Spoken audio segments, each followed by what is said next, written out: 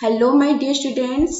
Welcome to our channel. I am Abhipsha Mahanti, your chemistry mentor.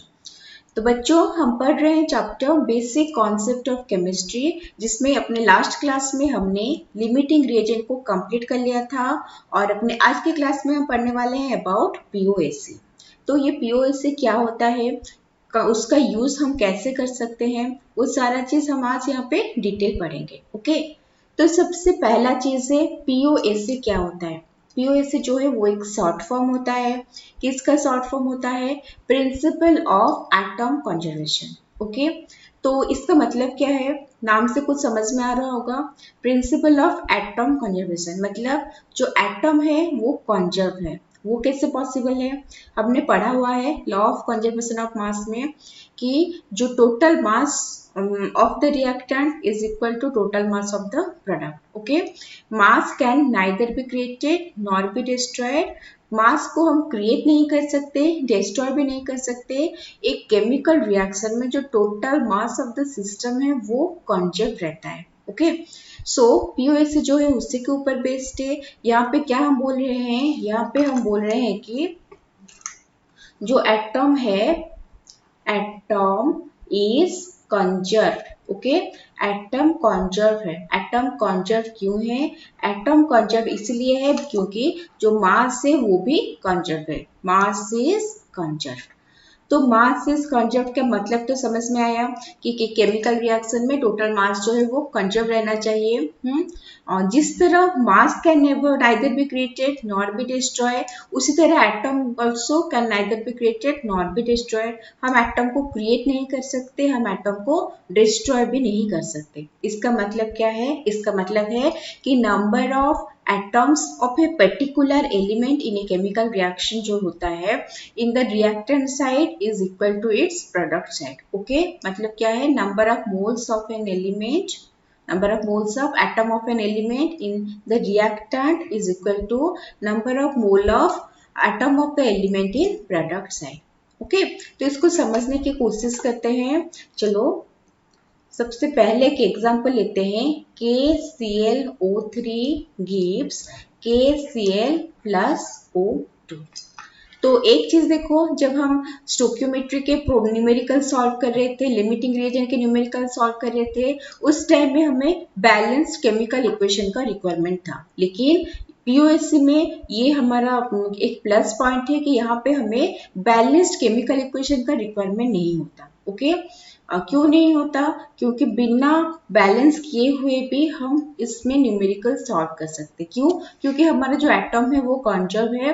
Total number of atom of a particular element in the reactant side is equal to total number of atom in the product side. Okay, तो हम क्या करेंगे, अभी potassium atom को consider करते हैं, ठीक है, और उसी के ऊपर पीओएससी अप्लाई करेंगे, फिर देखेंगे क्या होता है। Applying POSC, applying POSC for potassium atom, for potassium atom। तो पीओएससी अभी हम अप्लाई करेंगे पोटेशियम एटम के ऊपर। इसका मतलब क्या है? इसका मतलब है टोटल नंबर ऑफ एटम्स जो है किसमें, रिएक्टेंट साइड में, वो होगा total number of potassium atom in product side. इसका मतलब क्या है? Total number of potassium atom in reactant side is equal to total number of potassium atom in product side.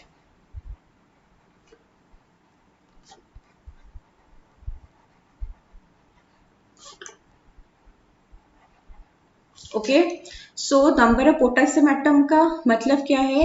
तो यहाँ पे हम बोलेंगे कि moles of potassium atom in reactant side में कौन रिएक्टेंट है? KClO3, that is equal two moles of potassium atom, product side में कौन है? KCl। ओके इसका मतलब है कि moles of potassium atom in KClO3 is equal two moles of potassium atom in KCl। इसका मतलब क्या है, देखो अभी हम क्या करेंगे, moles of potassium atom in KClO3।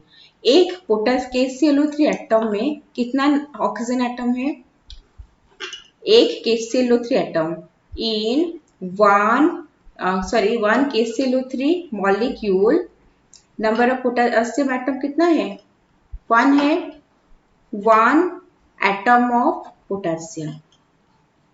Okay और क्या चीज है, KCl इन 1 KCl मॉलिक्यूल कितना नंबर ऑफ पोटेशियम एटम है, वही 1 है, दिख रहा है, 1 एटम ऑफ पोटेशियम। इसका मतलब क्या है, इसका मतलब है मोल्स ऑफ जो पोटेशियम एटम इन KClO3 है वो moles of potassium atom in KCl है। It implies moles of KClO3 is equal to moles of KCl। Okay ये क्यों हुआ, क्योंकि यहाँ पे 1 एटम ऑफ पोटेशियम है तो 1 इंटू मोल ऑफ KClO3, और यहाँ पे भी 1 एटम ऑफ पोटेशियम है, यहाँ पे भी 1 इंटू मोल्स ऑफ KCl। तो ये हो गया हमारा उसका रिप्रेजेंटेशन पोटेशियम एटम के लिए अगर हम उसके ऊपर POC अप्लाई करते हैं। ओके इसका मतलब क्या है, ये 1 क्यों मल्टीप्लाई किए हैं, क्योंकि 1 एटम ऑफ पोटेशियम है, यहाँ पे भी 1 मल्टीप्लाई किए हैं क्योंकि यहाँ पे भी 1 एटम ऑफ पोटेशियम है। इसका मतलब moles of KClO3 equal two moles of KCl। उसको हम ऐसे भी लिख सकते हैं शॉर्ट फॉर्म में, moles of KClO3 equal two moles of KCl। किसके लिए, ओनली फॉर पोटेशियम एटम। हो गया ये वाला। नेक्स्ट क्या चीज है, हमें पता है नंबर ऑफ मोल जो है उसका फॉर्मूला क्या होता है, weight of the substance by molecular weight. तो हम यहाँ पे क्या कर सकते हैं, weight of KClO3 by molecular weight of KClO3 that is equal to weight of KCl divided by molecular weight of KCl। Okay तो ये एक फॉर्मूला टाइप है जिसको हम POC से ये वाला चीज डिराइव कर सकते हैं और इससे न्यूमेरिकल भी सॉल्व करते हैं। तो ये हो गया हमारा पोटेशियम एटम के लिए। इसको छोड़ के हम दूसरे एटम का भी यहाँ पे KCl है ना, उसको छोड़ के हम दूसरे एटम पे भी इसको अप्लाई कर सकते हैं। इसका स्क्रीनशॉट ले लो, फिर ऑक्सीजन एटम के ऊपर इसको अप्लाई करेंगे। ओके ओवर तो हमारा इक्वेशन क्या है, फिर से लिख लेते हैं, KClO3 gives KCl plus O2। याद रहे ऑन बैलेंस्ड केमिकल इक्वेशन के केस में ही हम इसको यूज करते हैं। अभी क्या करेंगे, अभी हम ऑक्सीजन एटम के ऊपर POC अप्लाई करेंगे। So applying POC on oxygen atom, क्या निकलेगा, applying POC on oxygen atom. यहाँ पे भी वही सेम चीज होगा, total number of moles, okay number of moles of oxygen atom in reactant side. Reactant side मतलब रिएक्टेंट यहाँ पे कौन है, KClO3 है, तो number of moles of oxygen atom in KClO3 is equal to क्या होगा, number of moles of oxygen atom in product side. Product में ऑक्सीजन कहाँ पे है, O2 में है, KCl में तो नहीं है। सो क्या लिखेंगे, equal to number of moles of oxygen atom in O2। Okay तो ऑक्सीजन एटम रिएक्टेंट में जिस कंपाउंड में है उसका नंबर ऑफ मोल्स, और प्रोडक्ट में जिस कंपाउंड में है उसमें उसका नंबर ऑफ मोल जो है वो इक्वल होना चाहिए according to POC। Okay it implies क्या है, देखो number of moles of oxygen atom in KClO3। एक ऑक्सीजन एटम में एक KClO3 में कितना ऑक्सीजन एटम होता है, 3 ऑक्सीजन एटम होता है। 1 KClO3 में कितना ऑक्सीजन एटम है, 3 ऑक्सीजन एटम। इसका मतलब क्या है, इसका मतलब है हम जितना नंबर ऑफ मोल्स लेंगे KClO3 का, उसमें ऑक्सीजन एटम कितना रहेगा, 3 into number of moles of KClO3। समझ में आ रहा है?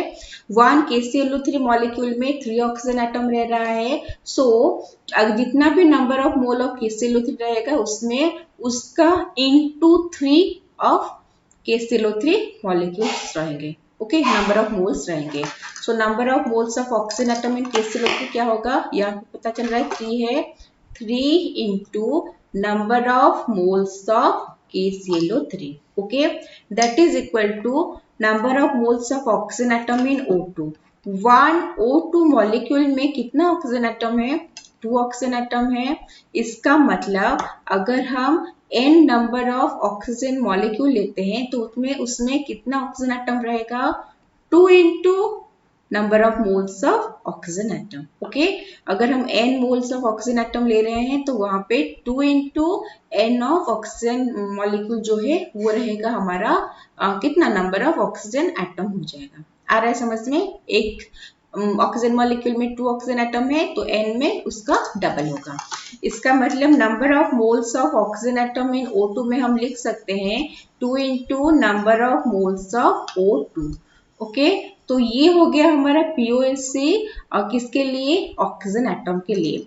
तो हमें पता है कि नंबर ऑफ मोल्स जो होते हैं वो क्या होते हैं? Weight of the substance by molecular weight. तो हम यहाँ पे लिख सकते हैं 3 into W KClO3 divided by उसका जो है molar mass. Okay, that is equal to 2 into weight of oxygen divided by molar mass of oxygen. तो ये एक फॉर्मूला है जो हम एक केमिकल इक्वेशन जो है उससे डिराइव करते हैं और उसको यूज करके हम न्यूमेरिकल जो है वो सॉल्व कर सकते हैं। तो यहाँ पे हमने पोटेशियम का निकाला, ऑक्सीजन का निकाला, चाहे तो क्लोरीन का भी निकाल सकते हैं। इजी है ना? ओके, चलो इसका स्क्रीनशॉट ले लो, फिर और एक एग्जाम्पल लेंगे।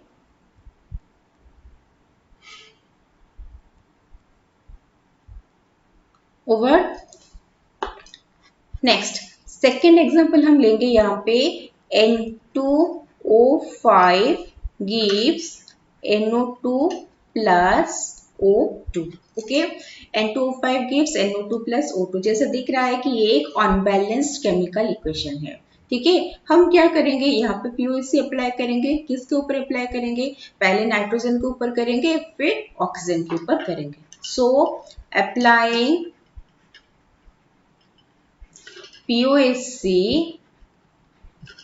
on nitrogen atom. Nitrogen atom के ऊपर POSC अप्लाई करेंगे। कैसे करेंगे? इसका मतलब क्या है? इसका मतलब है कि number of moles of nitrogen in reactant side. Reactant side में नाइट्रोजन किसमें है? N2O5। Okay, number of moles of nitrogen atom in N2O5 should be equal to number of moles of nitrogen atom in product side। product में कौन है? यहाँ पे NO2 है, in NO2।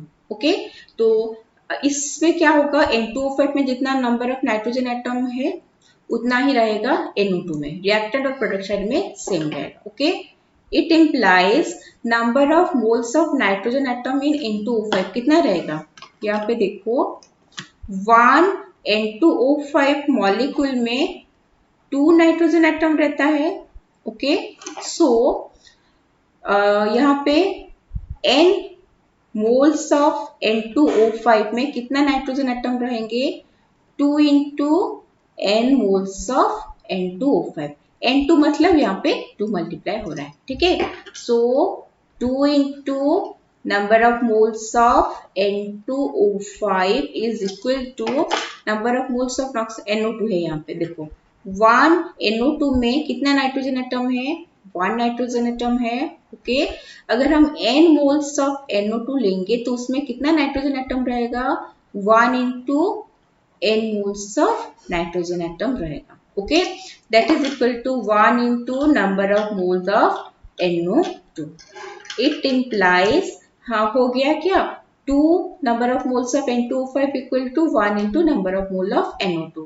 So यहाँ पे number of mole की जगह हम क्या लिख सकते हैं? Weight of the substance by उसका molar molecular weight या molar mass जो भी है, ठीक है? Molar mass of N2O5 that is equal to यहाँ पे 1 है तो यहाँ पे क्या लिखेंगे? Weight of NO2 divided by molar mass of NO2. Okay, ये हो गया हमारा number of moles in terms of mass and molar mass.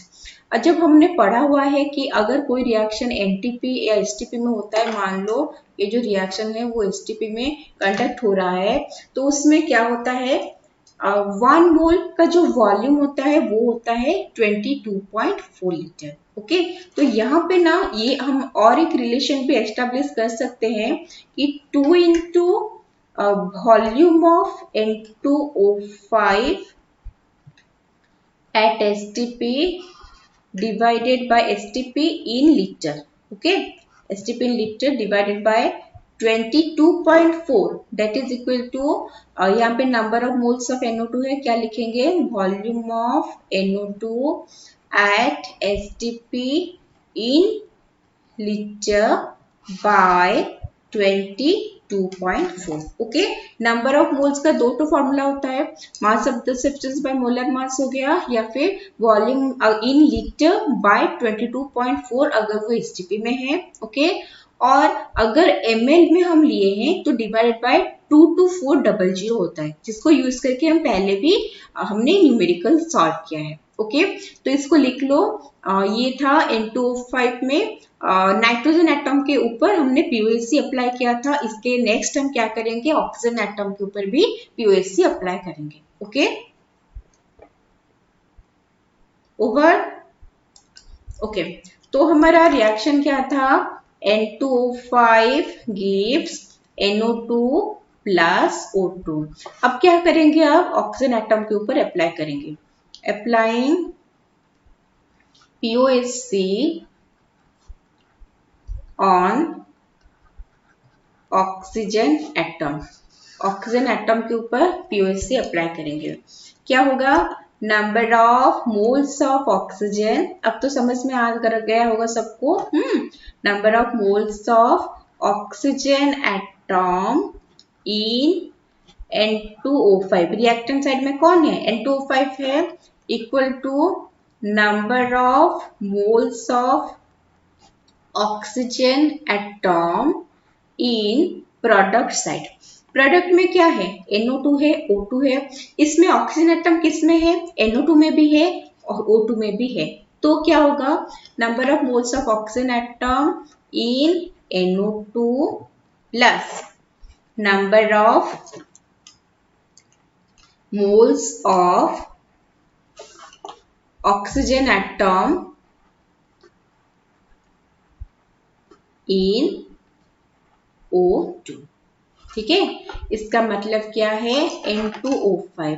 1 N2O5 में कितना ऑक्सीजन एटम है? 5 ऑक्सीजन एटम प्रेजेंट है. ओके, तो number of moles of oxygen atom in N2O5 क्या होगा? 5 into number of moles of N2O5. जितना N2O5 है उसका इंटू 5 उसका ऑक्सीजन एटम आएगा. That is equal to number of moles of oxygen atom in NO2. 1 NO2 में कितना oxygen atom है?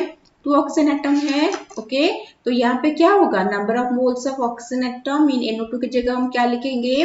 2 into number of moles of NO2. Okay, plus number of moles of oxygen atom in O2. 1 O2 molecule में कितना oxygen atom है? 2 oxygen atom. So number of moles of oxygen atom in O2 में हम क्या लिखेंगे?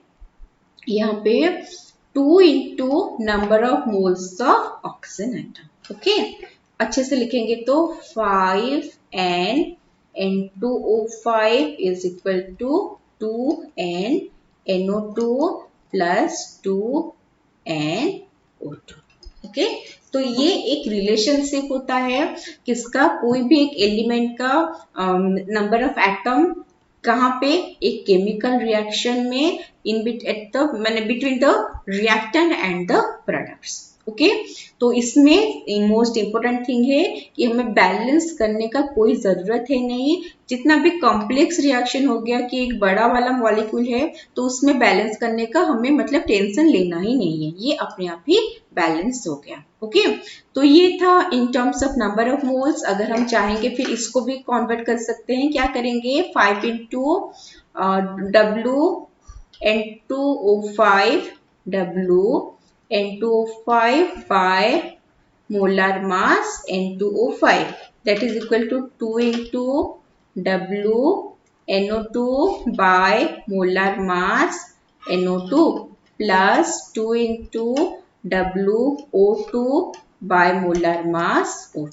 Okay, और इसको अगर इन टर्म्स ऑफ वॉल्यूम में लिखेंगे तो क्या लिखेंगे 5 into volume of N2O5 in litre, अगर ये रिएक्शन एनटीपी में हुआ है, divided by 22.4 that is equal to 2 into volume of NO2 in litre divided by 22.4 plus 2 into volume of oxygen in litre divided by 22.4। और अगर हम उसको millilitre में लेंगे तो ये नीचे वाला क्या हो जाएगा 22400।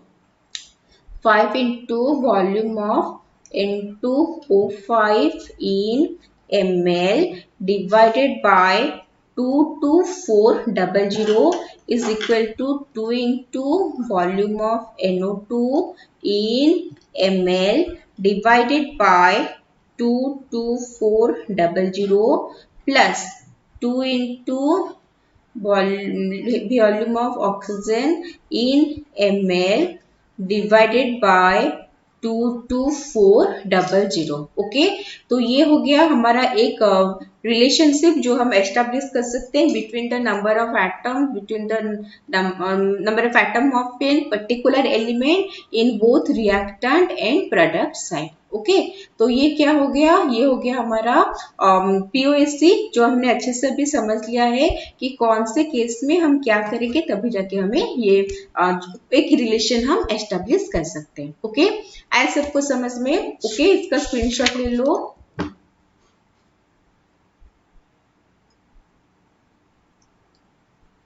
Over. Next,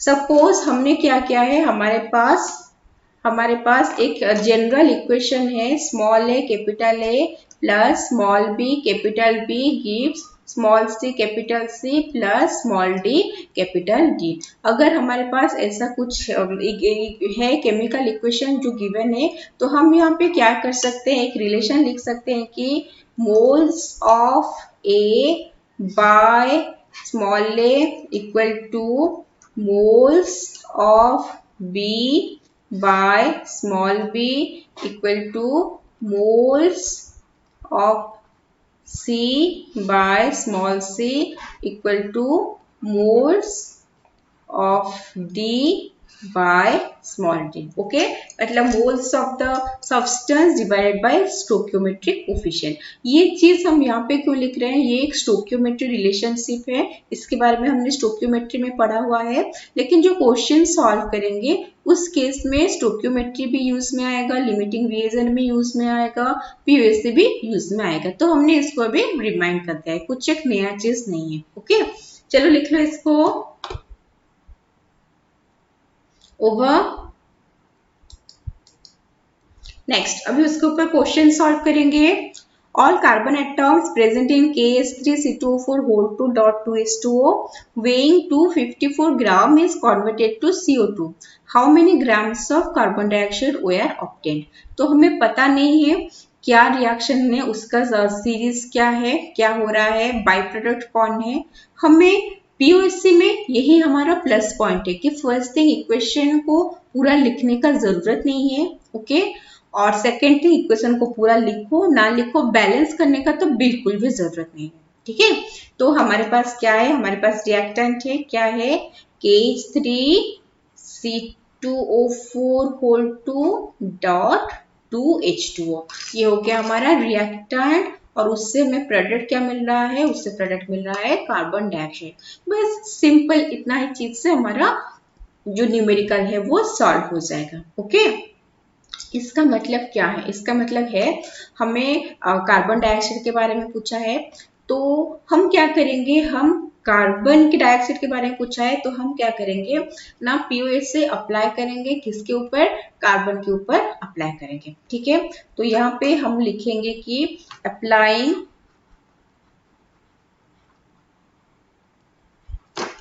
POSC on carbon atom, क्या होगा, number of mole of carbon atom in reactant is equal to number of mole of carbon atom in product. Okay, so number of moles of carbon atom in, इतना बड़ा क्या लिखेंगे, reactant ही लिख लेते हैं, reactant is equal to number of mole of carbon atom in product.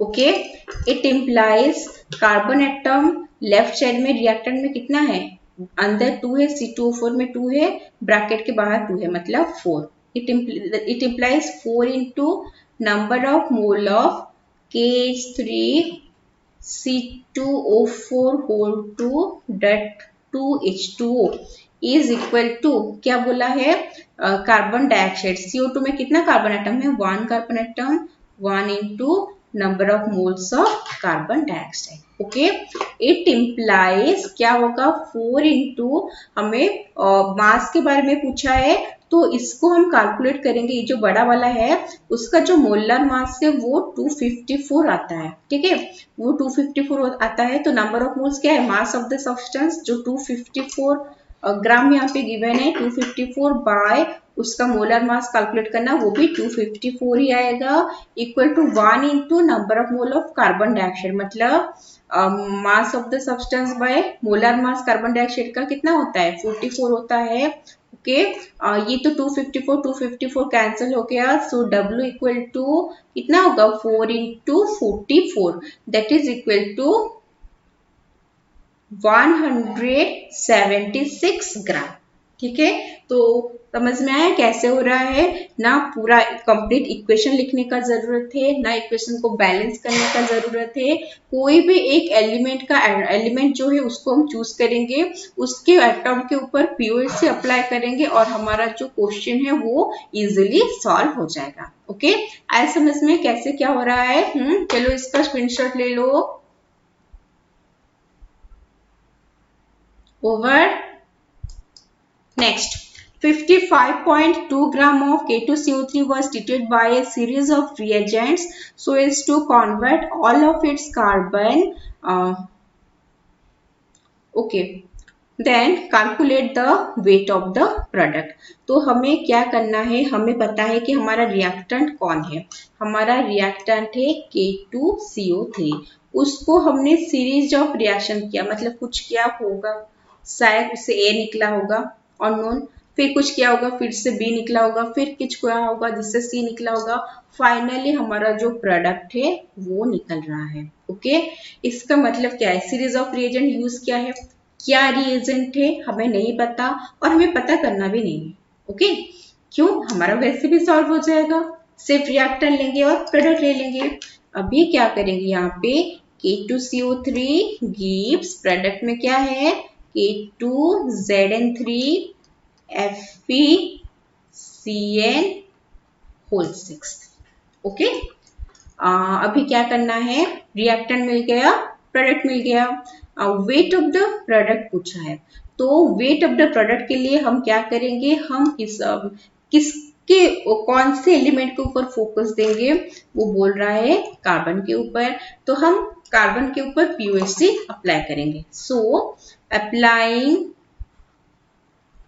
पीओएससी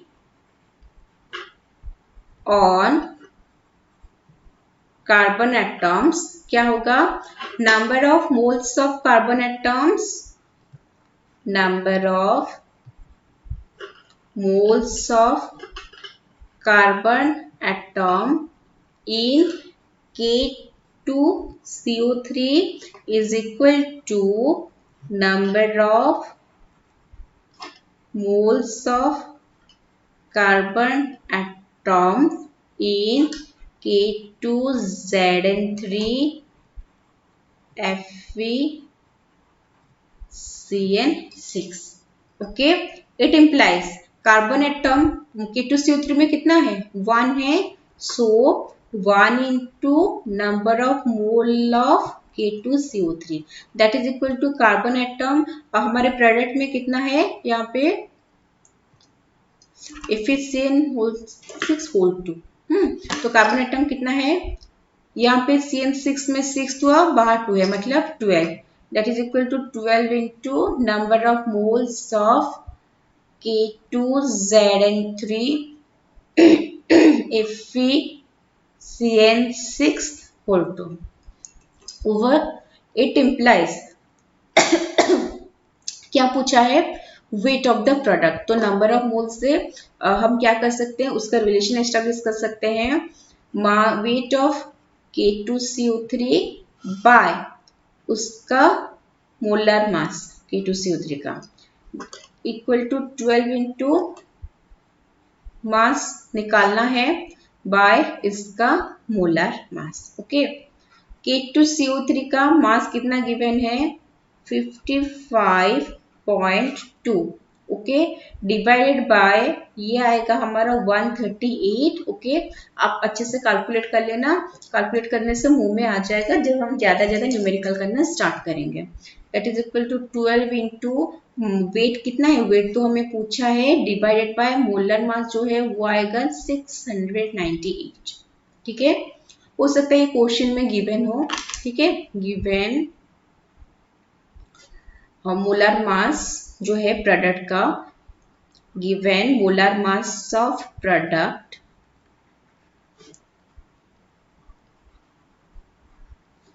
698. अगर ये गिवन नहीं होगा तो इंडिविजुअल एलिमेंट का जो एटॉमिक मास है वो गिवन होगा. Okay, then it implies W equal to क्या करेंगे, यहाँ पे 55.2 into 698 divided by 138 into 12. Okay, इसको कैलकुलेट करेंगे तो फाइनली हमारा आंसर कितना आएगा, आंसर आएगा 11.6 ग्राम. ठीक है, आया समझ में क्या हो रहा है, जस्ट सिंपल सा काम करना है, दोनों साइड में number of moles of an particular atom को इक्वेट करना है. ओवर. Okay, screenshot. ओके, तो हमारा नेक्स्ट क्वेश्चन क्या है, a sample of KClO3 on decomposition yields 448 ml of oxygen gas at STP. Calculate wait of oxygen produced, wait of KClO3 originally taken and wait of KCl produced. Okay, तो देखो ये जो वाला जो question है ना, ये एक क्वेश्चन कर लोगे अच्छे से तो सारा कॉन्सेप्ट पूरा क्लियर हो जाएगा. ठीक है, करना क्या है, हमें पहले इक्वेशन लिखना है. क्या लिखना है, सैंपल ऑफ KClO3 डिकम्पोज हो रहा है और क्या दे रहा है, वो ऑक्सीजन दे रहा है. KClO3 डिकम्पोज होके ऑक्सीजन दे रहा है. और देखो यहाँ पे वेट ऑफ KCl भी पूछा है, मतलब प्रोडक्ट में KCl है और ऑक्सीजन है, ये हमें क्वेश्चन से पता चल रहा है. अगर नहीं भी पता चल रहा है तो फिर भी हमें पता है कि KClO3 से KCl और O2 निकलता है. ठीक है, अभी क्या करना है, फर्स्ट है वेट ऑफ ऑक्सीजन कितना प्रोड्यूस हो रहा है. ओके, इसके लिए क्या करना है, कुछ गिवन है क्या, हाँ गिवन है, क्या है, 448 ml of oxygen gas at STP. तो देखो यहाँ पे वॉल्यूम दिया क्या है, किसका वॉल्यूम, ऑक्सीजन का वॉल्यूम STP में. तो हम यहाँ पे number of mole of oxygen निकाल सकते हैं. कैसे, 448 ml जो है volume of oxygen in at STP in ml, और ml हो गया तो यहाँ पे आ गया 22400. ओके, तो ये आ जाएगा हमारा 0.02 और इसको हम 2 into 10⁻⁻², जो भी इजी होगा हमारे कैलकुलेशन के लिए उसमें रिप्रेजेंट करेंगे. तो हमें number of moles of oxygen हमारा मिल गया. पूछा क्या है, weight of oxygen produced, so wait of oxygen produced कैसे निकलेगा? हमें नंबर ऑफ मोल पता है, क्या होगा? नंबर ऑफ मोल 0.02 इंटू उसका मोलर मास O2 का कितना होता है? 32, ठीक है। और इजी कैलकुलेशन के लिए 2 इंटू 10⁻⁻² ले लेते हैं तो कितना आएगा? 64 into 10⁻², that is equal to 0.64 gram. ये क्या हो गया? Weight of oxygen produced. Next क्या पूछा है? नेक्स्ट पूछा है weight of KClO3 originally taken. देखो, और किसी चीज के बारे में हमें कुछ नहीं पता, सिर्फ ऑक्सीजन के बारे में पता है। ओके, तो हम क्या करेंगे? हम यहाँ पे एक काम कर सकते हैं, ऑक्सीजन का जो एटम है उसके ऊपर POC अप्लाई कर लेते हैं, क्योंकि हमें सिर्फ ऑक्सीजन के बारे में ही पता है, नंबर ऑफ मोल्स जो भी है। तो यहाँ पे क्या करेंगे? Applying POC on oxygen atoms. क्या होगा? ऑक्सीजन एटम KClO3 में कितना होगा? 3 into number of moles of KClO3 divided by O2 में कितना होगा? एक ऑक्सीजन में, एक O2 में 2 एटम्स है, so 2 into number of moles of O2। Okay, एक KClO3 में 3 ऑक्सीजन एटम होता है, इसलिए 3 into number of moles of KClO3। एक ऑक्सीजन में 2 ऑक्सीजन एटम होता है, इसलिए 2 into number of moles of oxygen. It implies 3 into ये क्या पूछा है? वेट ऑफ द सब्सटेंस पूछा है, निकालना है KClO3 का, डिवाइड बाय KClO3 का जो है मोलर मास, वो निकलेगा हमारा 122.5। ओके, अभी क्या होगा? That is equal to 2 into number of moles of oxygen कितना है? 2 into 10⁻²। So W equal to, मतलब weight of KClO3 equal to कितना होगा? 4 into 10⁻² into 122.5 divided by 3। Okay, इसको करोगे तो फाइनली हमारा आंसर आएगा 1.633 ग्राम। ठीक है, कुछ नहीं करना है, सिर्फ POC अप्लाई करना है। अच्छा, नेक्स्ट क्या पूछा है? Weight of KCl produce. अच्छा, इसका स्क्रीनशॉट ले लो, फिर नेक्स्ट स्लाइड पे चलते हैं, यहाँ पे जगह होगा नहीं ठीक से। ओके, तो वेट ऑफ KCl हमें पूछा है। अच्छा देखो, वेट ऑफ हमें पोटेशियम तो मिल गया, मतलब नंबर ऑफ मोल्स ऑफ जो है पोटेशियम तो हमें पता है, तो उससे हम क्या कर सकते हैं? एक रिलेशन एस्टेब्लिश कर लेते हैं KClO3 और KCl में। क्या करेंगे? एक काम करेंगे, पोटेशियम के ऊपर हम POC अप्लाई कर लेते हैं। ओके, तो लिखेंगे applying POC on potassium atoms. क्या होगा? KClO3 में 1 पोटेशियम एटम है, KCl में भी 1 पोटेशियम एटम है। इसका मतलब 1 into number of mole of KClO3 is equal to 1 into number of mole of KCl। Okay, it implies, अब क्या करेंगे? नंबर ऑफ KCl, हमें क्या पूछा है? शायद वेट पूछा है ना, वेट ऑफ KCl प्रोड्यूस पूछा है। ओके, तो हमें करना क्या है? हम यहाँ पे एक काम कर सकते हैं, KClO3 के जगह क्या करेंगे? यहाँ पे जो N ऑफ KClO3 है ना, N ऑफ KClO3, इसमें देखो 3 into number of moles of KClO3 equal to 2 into number of moles of oxygen.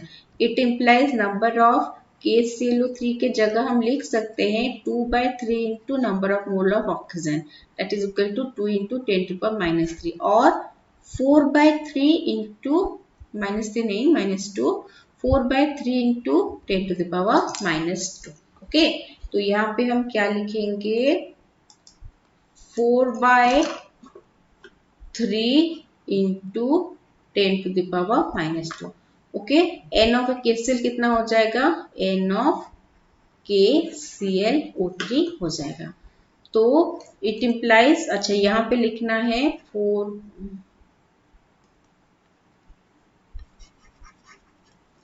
4/3 into 10⁻⁻²। ये हो गया इसका नंबर ऑफ मोल्स। हमें तो वेट पूछा है, वेट ऑफ KCl बाय उसका molar mass. So wait of KCl कितना होगा, 4/3 इंटू 10⁻² इंटू उसका मोलर मास। ओके, सो उसका जो मोलर मास है वो हम कैलकुलेट करेंगे, आएगा हमारा 74.5।